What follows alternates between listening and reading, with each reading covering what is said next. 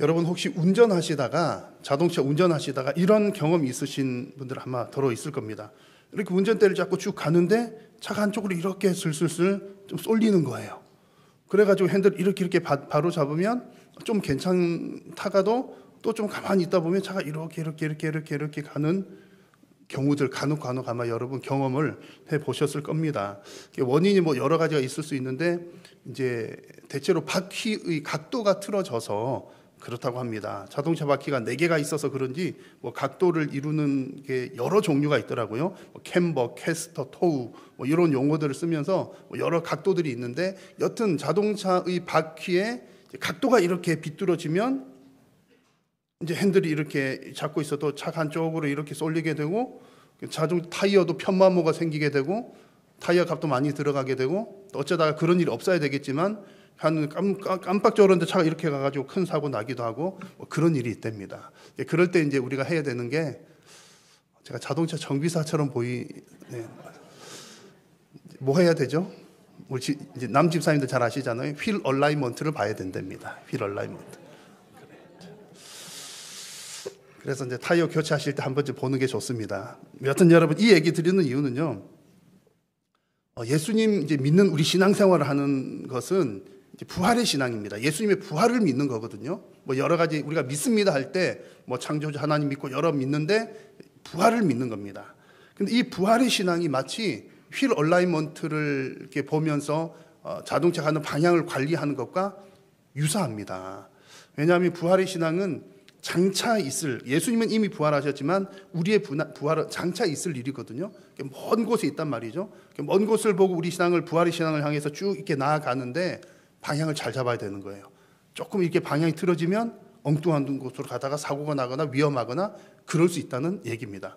자동차도 물론 이제 건강한 자동차는 괜찮잖아요. 지금 이제 건강한 자동차는 뭐 문제 없는 자동차는 이렇게 괜찮지만 이렇게 가다가 고속도로에서 움푹 패인 곳을 쿵 하고 지나치거나 뭐 이렇게 이제 험난한 오프로드 같은 걸 달리거나 그러고 하거나 저러거나 하다 보면 이제 튼튼했던 자동차 바퀴도 각도가 틀어지는 경우들이 생깁니다. 그렇게 되면 또 잘 나가던 자동차도 또 이렇게 바퀴가 이렇게 핸들이 앞쪽으로 쭉 안 가고 이렇게 기울어져 갈 수 있는 거죠. 그런 것처럼 지금 나는 부활의 신앙을 확실히 가지고 있지만 예수님 확실히 믿고 장차 부활할 것을 믿습니다. 그러지만 우리 인생 신앙의 경로에서 험난한 길도 나오게 되고 움푹 패인 웅덩이를 만나기도 하고 뭐 이런 모양 저런 모양 험한 일 당하다 보면 좀 부활이 잊혀지거나 부활의 신앙을 놓쳐버리거나 각도가 변형이 되거나 해서 우리의 신앙이 직진으로 바로 가지 못하고 비스듬하게 가는 경우들이 생겨난다는 겁니다. 그래서 마치 이렇게 휠 얼라이먼트 자동차 이렇게 빗나갈 때 잘 봐야 되는 것처럼 부활의 신앙 역시 우리가 주기적으로 확인하고 정확하게 확인을 하고 방향성을 늘 확인을 해야 된다는 그런 말씀입니다. 오늘도 우리가 부활에 관한 말씀을 함께 나눌 텐데요. 예수님의 부활 이유라는 제목으로 함께 말씀을 나누려고 합니다. 예수님께서 부활하신 이후에 여러 사람들에게 나타나 보이신 그런 내용들입니다. 그래서 오늘 이 말씀을 나누면서 하나님께서 우리에게 주시는 부활에 대한 메시지, 이미 여러분 예수 믿는 사람들은 부활을 다 믿지만 그 부활에 대한 메시지를 여러분 마음 가운데 다시 한번 확인하시고 적용하시고 부활의 신앙을 더욱더 견고하게 하시는 그런 은혜의 시간 되시기를 간절히 소망합니다. 자, 먼저 여러분 첫 번째로 오늘 본문은 우리들에게 이 부활의 확실성을 보여줍니다. 부활은 확실하다는 것을 보여줍니다. 여러분 부활의 가장 확실한 증거가 무엇입니까? 예수님. 다시 할게요. 이렇게 이제 우리 예배가 여기서 드리는 예배도 너무 중요한데 전 세계 우리가 나가거든요. 그러니까 여러분 잘해 주셔야 야 한일교회 수준 높다 이런 얘기를 미국에서 듣고 캐나다에서 듣는 거예요. 자, 다시 할게요. 여러분 부활의 가장 확실한 증거가 무엇입니까?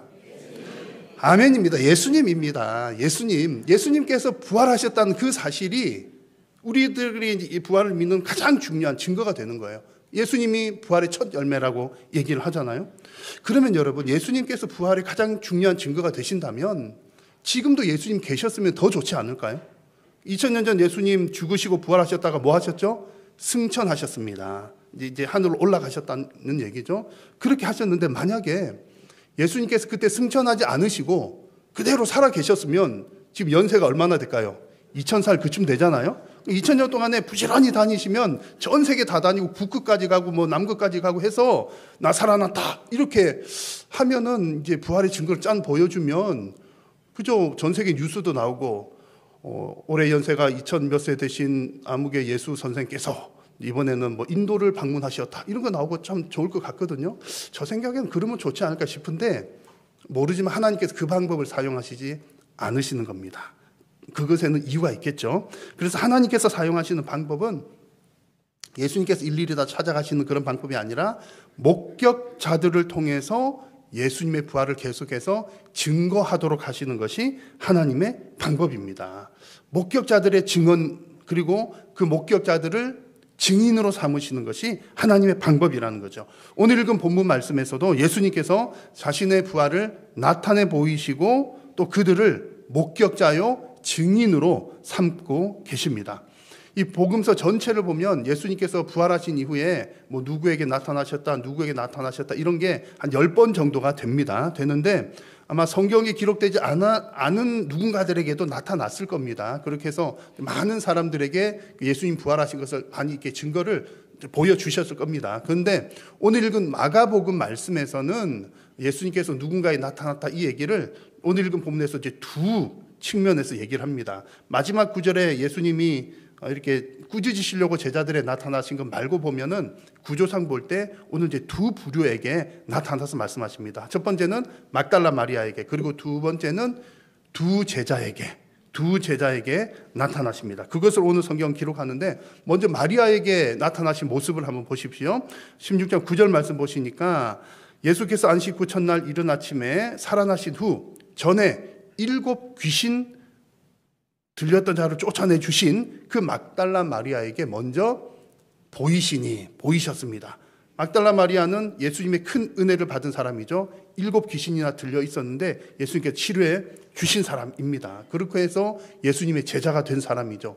예수님의 제자들이 부류가 많습니다. 12 제자도 있고 또 뭐 여러 제자들도 있고 뭐 70 제자 뭐 여러 이렇게 있는데 아마 막달라 마리아는 그런 제자들 부류들 중에서도 아주 예수님과 가까운 제자였던 것 같습니다. 왜냐하면 성경 보면 막달라 마리아 이름이 자주 등장하잖아요. 아주 자주 등장하고 또 자신의 소유를 다 이렇게 팔아다가 예수님께 헌신적으로 섬겼던 사람이 막달라 마리아입니다. 오늘 본문에서는 그 막달라 마리아에게 먼저 보이시니 그랬습니다. 막달라 마리아에게 이렇게 나타나 보이셨고요. 그리고 또 12절 말씀을 보시면 그 후에 그들 중 2 사람이 걸어서 시골로 갈 때에 예수께서 다른 모양으로 그들에게 나타나시니 또 2 사람에게 나타나십니다. 오늘 마가복음 본문에서 이렇게 간단하게 이렇게 기록하고 있지만 누가복음을 보면 좀 더 자세하게 기록합니다. 여기 나오는 2 제자는 엠마오로 가던 2 제자입니다. 이 엠마오라고 하는 곳은 예루살렘에서 약 11km 정도 떨어진 곳인데 뭐 어떤 이유로 가는지는 정확하게 나와 있지는 않아요. 근데 추측을 해보건대 지금 이 제자들이 엠마오가 고향이었을 수도 있고 아니면 뭐 그냥 바람 쐬러 11km 정도면 그냥 뭐 걸어서 한 몇 시간 가는 거리니까 바람 쐬러 가는 것일 수도 있는데 여튼 지금 이제 우리 선생님이 돌아가셨단 말이죠. 돌아가신 지 며칠이 돼서 내가 그렇게 따르던 선생님도 이제 안 계시지. 그러니까 예루살렘에 더 이상 남아있을 이유가 없는 겁니다. 또 예루살렘 그러면 지긋지긋해 이제 싫어 그럴 수도 있는 거고요. 고생하면서 예수님 따라다녔는데 뭔가 한 자리 해볼까 싶기도 했고 뭐 여러 생각들이 있었을 텐데 예수님 갑자기 돌아가시고 이제 안 계신단 말이죠. 이제 예루살렘 싫어 뭐 그럴 수도 있고 이런저런 이유로 지금 어쨌든 떠나가는 분위기입니다. 희망을 잃은 상태라는 거죠. 희망을 잃은 이 2 제자, 그 2 제자들에게 부활하신 예수님이 나타나셨습니다. 자, 오늘 이렇게 해서 마가복음에서는 이제 2 사람들, 2 부류들, 막달라 마리아 그리고 2 제자 이렇게 2 부류에게 나타나시는데 뭐 다른 성경에는 더 많이 이렇게 기록하고 있습니다만 마가복음에서 이렇게 이렇게 나타내 보인 것은요 특별한 목적이 있습니다. 글을 쓸 때에 기록을 할 때에 목적이 있다는 거죠. 그것은 한 가지는 부활의 확실성을 보여주는 거고요. 또 2 번째는 법적인 증거가 된다, 확실하다. 어쨌든 확실하다는 것을 보여주는 그런 내용입니다. 먼저 부활의 확실성을 보여준다는 것은 이런 뜻입니다. 오늘 본문 가만히 보시면 이제 2 가지 이야기가 나오잖아요. 막달라 마리아 얘기, 엠마오로 가는 2 제자 얘기가 있는데 이 2 가지가 대꾸를 이룹니다. 그래서 평행 대구 구조라고 하는 그런 본문의 모양인데 9절과 12절에서는 예수님께서 부활하신 예수님이 나타나신 모습 나오고요. 10절과 13절 앞부분에는 그 부활하신 예수님을 증언하는 거, 예수님 부활하셨다, 내가 봤어, 그 얘기하는 거 나오고요. 그리고 11절과 13절 뒷부분에는 그 얘기 들은 사람이 듣고도 믿지 못했더라, 그런 얘기가 나옵니다. 한마디로 말하면 같은 내용, 같은 구조가 두 번 반복된다는 그런 뜻입니다. 여러분, 이렇게 반복하는 것은 무슨 의미입니까? 중요하다는 얘기고 확실하다는 얘기잖아요. 여러분들이 누군가 얘기할 때도 했던 얘기 또 하는 이유가 뭐죠? 너무나 중요하니까 또 하고 또 하잖아요. 그래서 가만히 보면은 우리 집 각 가정에서 어머니들이 했던 얘기를 또 하고 하시는 경우가 많아요. 엄마 얘기는 버릴 게 하나도 없다는 얘기죠. 그래서 자식 된 여러분들과 남편 된 여러분들께서는 집에서 아내가, 어머니가 말씀하시는 것을 아멘으로 받으시기를 바랍니다. 아무도 아멘 안 하시는데 어쩌시려고 그러시는지 모르겠습니다. 하여튼 중요한 얘기는 반복한다, 그런 얘기입니다.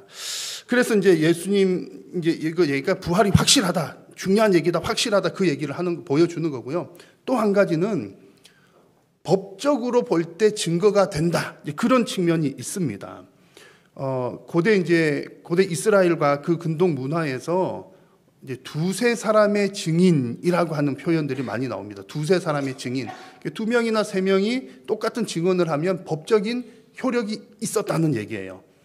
누가 한 사람이 와가지고 내가 봤는데 저 사람 뭐 잘못했어, 그러면 한 사람의 발언은, 증거는 정확하게 인정을 할 수 없지만 똑같은 얘기를 누가 두 명, 세 명이 와가지고 아무개가 이렇게 했습니다, 그러면 재판에서 법적으로도 효력이 있었더라는 그런 얘기입니다.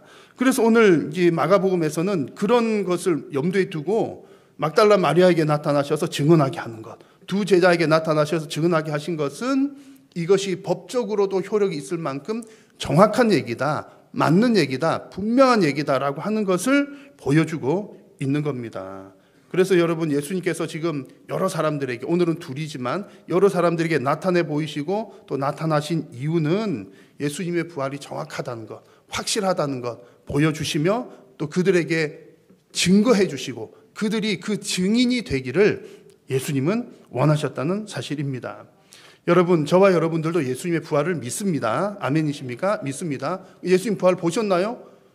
못 봤잖아요. 보신 분 아무도 없으시죠? 저도 못 봤거든요. 근데 우리는 어떻게 믿습니까? 그 증인들을 통해서 증인 통해서 보는 겁니다. 그 증인들의 증언이 어디에 담겨 있습니까? 성경에 담겨 있는 거, 말씀에. 그래서 이 성경책은 예수 그리스도를 증명하고 증언하는 책인 겁니다. 그 성경을 보고서 우리는 예수님의 부활을 믿습니다. 여러분, 그 목격자들의 증언을 믿는 여러분들께서 또한 그 부활의 증인들이 되시기를 우리 주님의 이름으로 간절히 소망합니다. 그래서 우리 예수님의 부활과 또 장차 있을 우리 성도의 부활, 확실한 부활을 여러분 놓치지 마시고 끝까지 날마다 고백하는 또 증인이 되는 우리 모두가 될 수 있기를 간절히 소망합니다. 자, 그런데 안타깝게도 이렇게 예수님은 나타나시고 보이셔서 그들에게 이제 증명해 보이시고 증인 되도록 하시는데, 안타깝게도 그런 목격자들의 증언을 듣고서도 믿지 않는 사람들이 있었습니다. 심지어 예수님을 따른 제자들도 오늘 성경에서는 처음에는 듣고도 믿지를 못합니다. 여러분, 제자들이 믿지 못했대요. 왜 제자들이 듣고도 믿지를 못했을까요? 그 이야기를, 그 내용을 한번 살펴보겠습니다. 자, 부활하신 예수님을 제일 먼저 만난 막달라 마리아가 그 소식을 전하려고 이제 제자들이 모인 곳으로 달려갑니다. 달려가서 이제 그 부활 소식을 알리는데, 그때 가서 보니까 제자들이 뭐 하고 있죠? 슬퍼하며 울고 있습니다. 막달라 마리아 가가지고 예수님 부활했습니다 알리려고 갔더니 그 자리에 있던 제자들이 슬퍼하면서 울고 있습니다. 그냥 슬퍼했구나 할 수 있는데 여러분, 중요한 의미가 있습니다. 제자들이 슬퍼하며 울고 있었던 이유를 두 가지 정도로 추측을 해볼 수가 있습니다. 하나는 우리 선생님이 죽으셨으니까 슬프니까, 누가 가까운 사람 죽으면 슬프잖아요. 슬퍼서, 죽었으니까 슬퍼서 울고 있었다, 그럴 수도 있겠고요. 아니면 내가 예수님을 배반했는데 미안해 죽겠어, 예수님을 배신한 나 자신이 너무 못나 보여서 그런 슬픔 가운데 우리 잘못했나 봐, 괜히 그랬나 봐. 그래서 울고 있을 수도 있습니다. 여튼 이제 이런 이유나 저런 이유나 이렇게 울고 있을 텐데 사실 이 장면에서 그들이 뭐 때문에 울고 있지? 그 울고 있는 이유보다 더 중요한 것은 그 상태의 그들의 마음입니다. 그들의 마음. 그들이 지금 예수님의 부활에 대한 마음이 있나 없나 그게 중요하다는 거예요. 지난번 마가복음 말씀 살필 때에 지금 이제 여러 여인들이 이제 예수님 무덤을 찾아갔잖아요. 찾아가는 장면에서 가면서 뭐 걱정하면서 갔죠? 돌문을 누가 옮겨줄까 그거 걱정하면서 갔던 겁니다. 근데 그 여인들도 예수님 무덤 찾아갈 때에 예수님 부활할 거를 생각도 못하고 찾아간 거예요. 그랬던 것처럼 지금 제자들도 역시 마찬가지로 지금 예수님이 부활한다는 것은 생각도 못하고 있는 겁니다. 예수님께서 분명히 내가 3일 만에 다시 살아난다 그러고 막 여러 차례 말씀을 하셨는데 제자들이 그거 생각을 못하고 있다는 겁니다. 만약에 그 생각하고 있었으면 제자들이 지금 모여가지고 울고 있을 일이 아니라 뭐 슬프기도 하고 그럴 수 조금 있긴 하지만 우는 게 주가 될 수는 없다는 거죠. 그들이 정말 예수님 부활을 확실히 생각하고 있고 기억하고 있고 믿고 있었다면 제자들이 모여가지고 여봐 예수님이 3일 만에 부활하신다고 했잖아. 어제 그제 오늘이 3일째야. 그럼 오늘 예수님 부활하신 날일 텐데 어디서 어떻게 부활하실까? 마중이라도 나가야 되나? 그런 얘기하고 있어야 될 타이밍이라는 거죠. 근데 그들이 슬퍼서 울고 있었더라. 그 얘기는 부활에 대한 생각을 지금 하지 못하고 있었더라는 겁니다. 그러니까 그냥 슬픔에만 빠져 있었다는 거죠. 그런 상황 중에 지금 막달라 마리아가 와가지고 예수님 부활했어라고 하는 소식을 알리니까 그런 마음의 상태에 있던 그들이 듣고도 믿었더라 믿지 아니했더라 듣고도 믿지 아니하였더라고 성경은 기록을 하고 있습니다. 그리고 엠마오로 가던 제자들도 마찬가지예요. 엠마오로 가던 두 제자에게 예수님 나타나셨는데 그들이 또 다시 달려가가지고 제자들 또 남아있는 다른 제자들에게 알렸지만 역시 믿지 아니하니라 말씀을 했습니다. 자, 여러분 이 장면을 우리는 뭐 성경 늘 익숙한 부분이니까 제자들 참 모자라는구만 이렇게 했는데 믿지도 않다니 이렇게 이제 그냥 뭐 대수롭지 않게 여길 수도 있겠지만 제3자의 입장에서 볼 때는 사실은 제자들이 어떻게 듣고도 안 믿을 수가 있지? 이런 의구심이 생깁니다. 그런 본문이에요. 예수님의 제자들이라면 적어도 예수님 부활하기 전부터 부활하신다 했는데 언제 하시지? 이렇게 기다리고 있거나 혹은 누가 달려와가지고 예수님 부활하셨어. 그러면 그래 내가 이때가 올 줄 알았어. 간절히 기다리고 있던 차야. 얼른 가보자. 그런 얘기를 할 만 한다는 거죠. 그러나 성경이 우리에게 지금 보여주는 바는 제자들조차도 듣고도 믿지 못했다는 이야기를 합니다. 자, 여러분 왜 제자들이 부활 소식을 듣고도 믿지 못합니까? 지난번 마가복음 할 때 한 가지 말씀드렸거든요. 지난번 마가복음 할 때는 제자들이나 여인들이나 이제 이렇게 믿지 못했던 중요한 이유는 부활에 대한 말씀이 내 마음 가운데 가리워져 있거나 없거나 내 생각 중에 잊어버렸거나 부활에 대한 말씀을 품고 있지 않았기 때문에 잊어버리고 무슨 사정이든 간에 잊어버리기 때문에 이제 부활에 대해서 기다리지 못했다 하는 말씀을 하나를 드렸습니다. 그래서 여러분 우리가 늘 부활에 대한 것은 지금은 부활을 확실히 믿지만 또 잊어버리거나 놓쳐버리거나 그럴 수 있기 때문에 부활에 대한 것들은 지속적으로 상기하고 또 상기해야 된다는 말씀을 드린 겁니다. 오늘 이제 서론에 말씀드린 것처럼 자동차가 앞으로 쭉 잘 가려면 늘 바퀴가 가지런하게 잘 되어 있어야 되는데 또 험한 길 가다 보면 얘가 삐뚤어지기도 하니까 점검하고 고치고 이렇게 해야 되는 것처럼 우리가 장차 있을 성도의 부활, 저 먼 곳에 있을 성도의 부활을 향해서 쭉 흐트러지지 않고 다른 길로 빠지지 않고 쭉 잘 가려면 부활에 대해서 늘 생각하고 있고 묵상하고 기억하고 상기하고 또 상기해야 된다는 사실 여러분 잊지 마시기를 바랍니다. 그리고 이제 지난번 말씀드렸던 이유고요. 또 한 가지 이유가 있습니다. 제자들이 이렇게 듣고도 믿지 못했다. 이건 가만히 보면은 좀 안타까운 일이긴 하지만 사실상 부활은 믿기가 쉬운 일이다, 어려운 일이다? 사실은 어려운 일이다. 너무 신비로운 일이잖아요. 아니 사람이 죽었는데 어떻게 살아나? 이런 표현 죄송합니다만 이런 말을 해서 될지 안 될지 좀 그러긴 한데 만약에 제가 이제 이렇게 무슨 사고가 당해가지고 이렇게 이제 만약에 했는데 제가 갑자기 짠 살아났어요. 여러분 믿겠습니까? 안 믿겠습니까? 믿겠죠. 그러니 우리 본 적이 없잖아요. 본 적이 없고 그러니까 경험해 본 적 없고 하니까 죽은 사람이 살아난다? 너무 신비로운 일이에요. 그냥 일반적으로 상식적으로 봤을 때는 참 믿기가 어려운 일이라는 겁니다. 근데 예수님의 제자들조차도 그래서 이렇게 믿기가 어려워서 듣고도 믿지 못했더라, 그런 말씀을 기록하고 있는데, 제자 아닌 우리 평범한 우리들은 오죽하겠습니까? 그만큼 쉽지 않고 어렵다는 겁니다. 근데 그럼에도 불구하고 여러분들 부활을 믿으십니까? 아멘이시잖아요. 어떻게 그걸 믿어요? 그 신비로운 일을. 예수님 제자들도 듣고도 믿지 못했더라 그랬는데 여러분 어떻게 믿으십니까? 언제부터 믿으셨죠? 생각도 잘 안 나요. 생각 안 나도 괜찮나요? 안 괜찮나요? 괜찮아요. 어느 순간 어느 날 하나님 말씀 듣고 예수님 부활 이야기 듣고 부활이라고, 다시 살아난다고, 예수님 살아나셨다고 듣고 묵상하고 듣고 기도하다 보니까 어느 날 믿어집니다. 그걸 우리는 누구를 통해 믿게 된 거라고 고백하죠? 성령의 감동하심, 성령께서 믿게 하셨다는 사실입니다.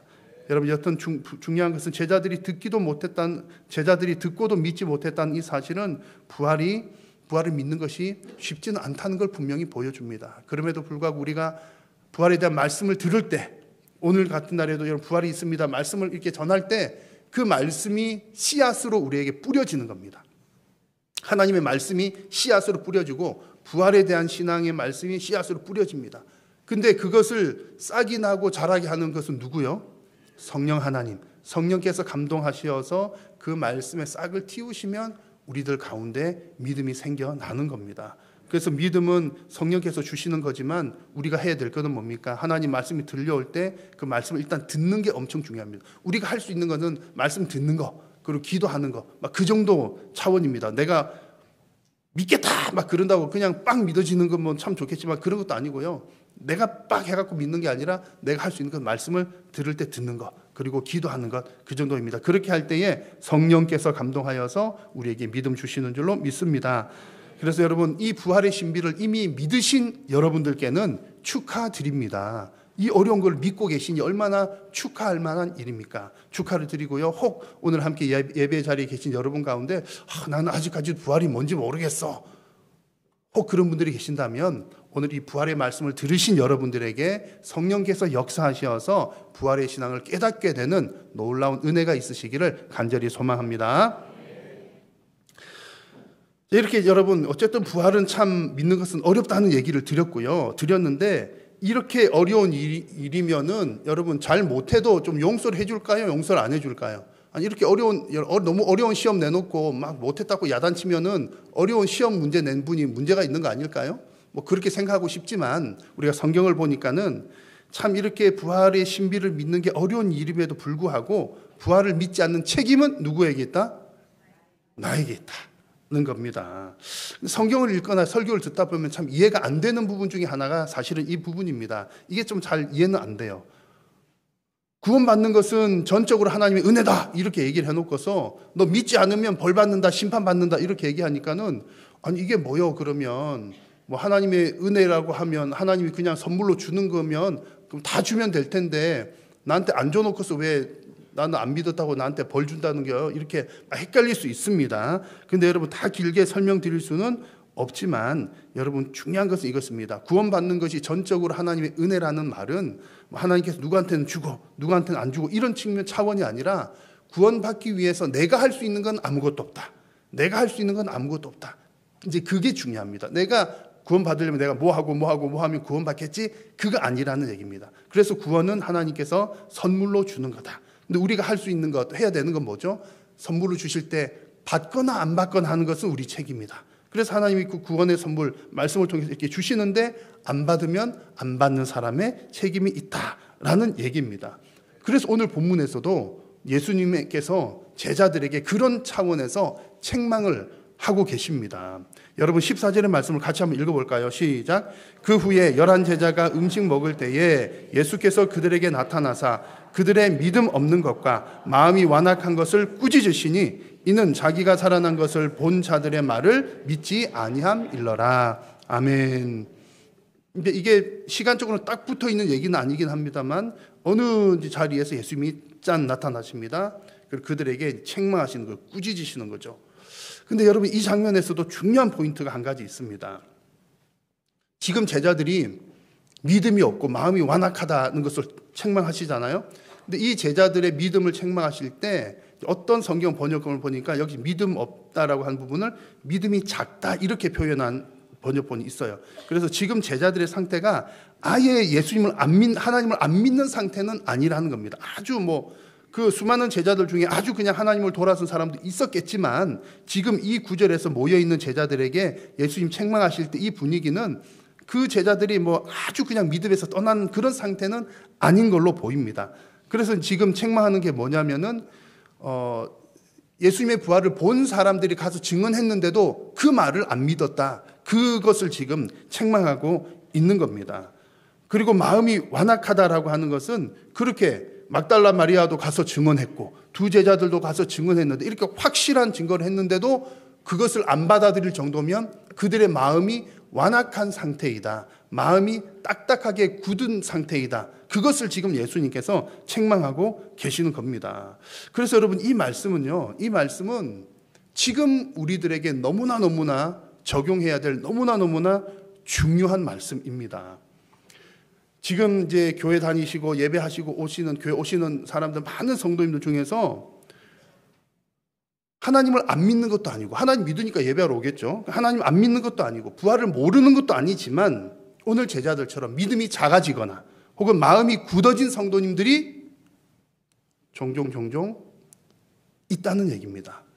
여러분들은 안 그러실 줄 압니다만 그래도 혹시 모르니까 누가 옆에서 판단할 게 아니에요. 내 신앙은 내가 잘 들여다보아야 됩니다. 여러분 스스로를 한번 들여다보십시오. 여러분의 신앙을 10년 전 나의 신앙과 지금의 신앙 이렇게 보시면서 여러분 어떻습니까? 10년 전보다 지금이 신앙이 더 뜨거워지고 열정이 더 넘쳐나고 하나님 말씀 들을 때마다 아멘 하나님이 내 심령에 쑥쑥 박혀가지고 완전히 하나님 말씀으로 인해서 이제 변화되고 하는 것들이 느껴진다면 지금 그렇다면 축하할 만한 일이고 고마운 일이고 좋은 겁니다. 여러분의 마음은 심령은 상태가 좋은 밭이고요. 마음이 말랑말랑한 상태이고 감사한 일입니다. 그런데 그 이전과 10년 전쯤과 지금 이렇게 비교를 해볼 때에 옛날보다 신앙의 열정도 좀 줄어든 것 같아. 지금 먹고 사는 것도 힘들어 죽겠는데 무슨 나중에 부활 그거 언제 있을지도 모르고 그 부활 그거 잘 모르겠어. 소망 잘 신경 쓸 겨를도 없어. 하나님 말씀 듣거나 읽거나 할 때 말씀을 봐도 마음에 찔림도 하나도 없어.